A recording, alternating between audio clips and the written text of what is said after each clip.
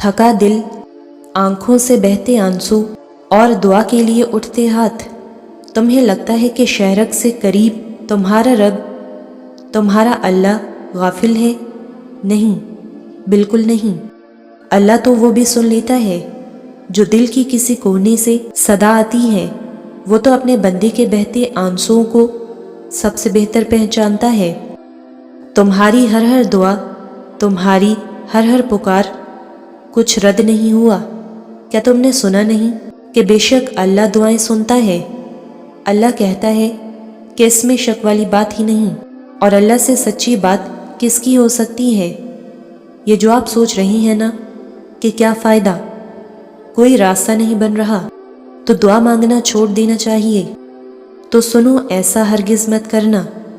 ابھی اگر صبر اور آزمائش کا وقت ہے تو اجر کا وقت بھی آئے گا۔ تم بس یقین رکھنا اور مایوس نہ ہونا۔ یہ آزمائش تمہیں توڑنے کے لیے نہیں ہے، بلکہ یہ آزمائش تو تمہیں اللہ سے قریب کرنے کے لیے ہے۔ تمہارا رد عمل ہی تو اصل امتحان ہے تمہارا، کس مشکل اور کڑے وقت میں تم صبر سے اللہ کی مصلحتوں پہ یقین رکھ کے دعا پہ قائم رہتے ہو، یا مایوس ہو کے توکل اور دعا چھوڑ دیتے ہو۔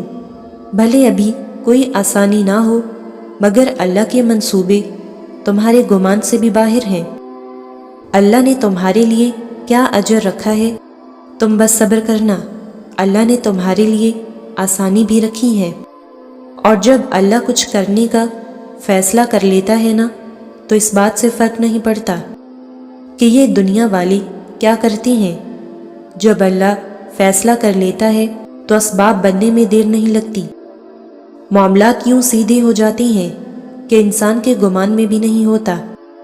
بس ضرورت ہوتی ہے کہ اللہ پہ یقین رکھا جائے، اللہ کی مصلحتوں اور حکمتوں کو دل سے تسلیم کیا جائے۔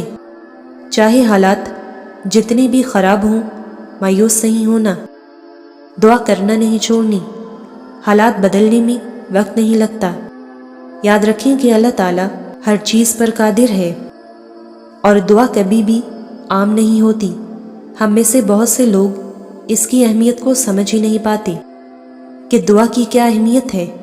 دعا کے بارے میں اللہ پتہ ہے کیا کہتا ہے کہ جب اس کا کوئی بندہ دعا کے لیے ہاتھ اٹھاتا ہے نا، تو اللہ کو حیا آتی ہے کہ وہ اس کو خالی اور نامراد لوٹا دے۔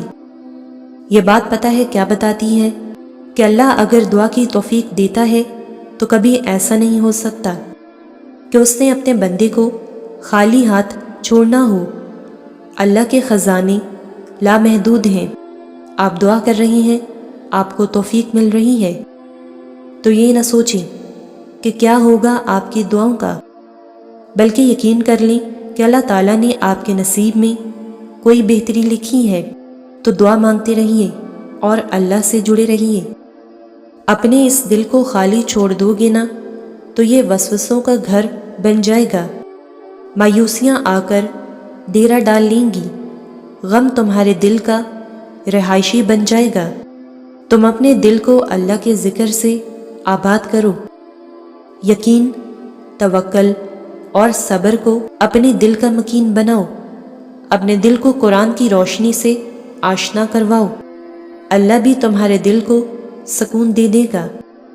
اور سنو، تمہیں لگتا ہے کہ تمہارے بس میں کچھ بھی نہیں، مگر تمہارا اللہ تعالیٰ ہر چیز پر قادر ہے، اس کے لیے کچھ بھی ناممکن نہیں۔ تو تم دعا کرو۔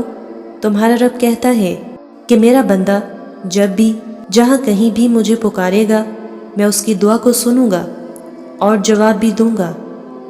اور جو اللہ سے دعا کرتا ہے، اللہ اس کے ساتھ بہتری والا معاملہ فرماتا ہے۔ اور اگر ساری دنیا بھی تمہیں تنہا کر دے تو یاد رکھنا کہ اللہ ہمیشہ تمہارے ساتھ ہے۔ تم جب بھی اللہ کو پکارو گے، اس کو اپنے قریب پاؤ گے۔ وہ اپنے بندے کو یہ نہیں کہتا کہ اب کیوں آئے ہو، وہ تو کہتا ہے کہ میرا بندہ میری رحمت سے مایوس نہ ہو۔ آپ دعاؤں کی قبولیت کی دلیل مانگتے ہیں۔ اللہ کی صفات میں سے ایک صفت المجیب بھی ہے، یعنی دعائیں سننے اور قبول کرنے والا۔ کیا یہ دلیل کافی نہیں کہ اللہ خود کہتا ہے کہ میں دعائیں سنتا بھی ہوں اور قبول بھی فرماتا ہوں۔